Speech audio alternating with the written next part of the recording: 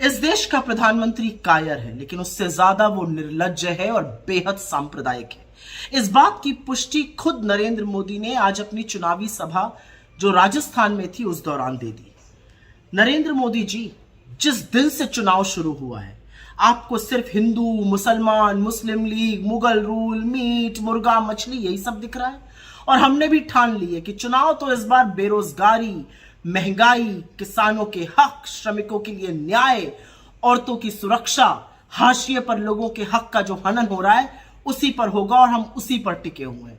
लेकिन आप एक भी मुद्दे की बात नहीं करना चाहते आज। लेकिन आपने जो कहा है ना, आपने मर्यादा की वो सीमा लांघी है जो पाप है। मंगलसूत्र पे आपने बोला है। आपकी हिम्मत कैसे हुई मंगलसूत्र पर बोलने की? आपने कहा कि कांग्रेस के मैनिफेस्टो में लिखा है कि आपका मंगलसूत्र भी वो लोगों में बांट देंगे। कांग्रेस के मैनिफेस्टो में मैं चुनौती से आपसे कहती हूं, ऐसी कहां पर कौन सा मैनिफेस्टो आप पढ़ रहे हैं जिसमें ऐसी बात लिखी है? कहां लिखा है कि हम लोगों की संपत्ति लेकर बांट देंगे? किस तरह की बौखलाहट है ये कि आप निरंतर झूठ बोल रहे हैं। एक संप्रदाय को लेकर झूठ बोलते हैं, हमारे मैनिफेस्टो को लेकर झूठ बोलते हैं। अब इतने बेतुके झूठ बोलने लगे हैं कि लोगों को आपके मानसिक संतुलन पर सवाल उठाना पड़ रहा है।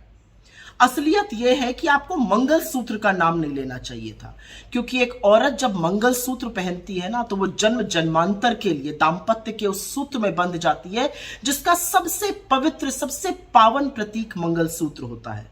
इस देश के करोड़ों लोग पूरी निष्ठा से, पूरी ईमानदारी से दाम्पत्य के सूत्र को, दाम्पत्य के संबंध को निभाते हैं। आपको मंगलसूत्र पर इतनी घटिया गंदी टिप्पणी नहीं करनी चाहिए थी कि हम औरतों का मंगलसूत्र लेकर लोगों में बांट देंगे। यह सिर्फ एक जेवर, एक गहना नहीं होता है। यह दाम्पत्य का वो प्रतीक है जो औरत धारण करती है और पूरी निष्ठा से उस धर्म को निभाती है। आप भले इसको ना समझिए, लेकिन इस देश के करोड़ों महिलाओं का, करोड़ों बेहताओं का आपने आज घोर अपमान किया है और आपको माफी मांगनी चाहिए। अपने 10 साल के शासन काल में आपने किसानों का, श्रमिकों का, युवाओं के खिलाफ, महिलाओं के खिलाफ, हाशिए पर रहे लोगों के खिलाफ जो षड्यंत्र किया है उसके अंत का वक्त आ गया और चुन चुनकर वोट के माध्यम से आपसे हिसाब लिया जाएगा।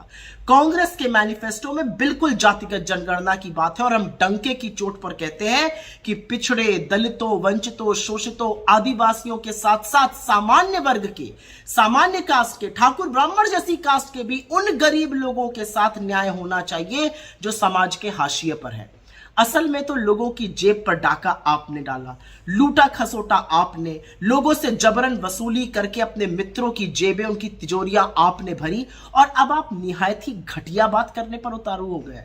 अरे थोड़ा तो बोलने से पहले सोचा करिए कि आप इस देश के प्रधानमंत्री। आज पूरा देश स्तब्ध है कि एक चुना हुआ प्रधानमंत्री ये कह कैसे सकता है, लेकिन इसी देश ने चुना भी तो आप ही को है।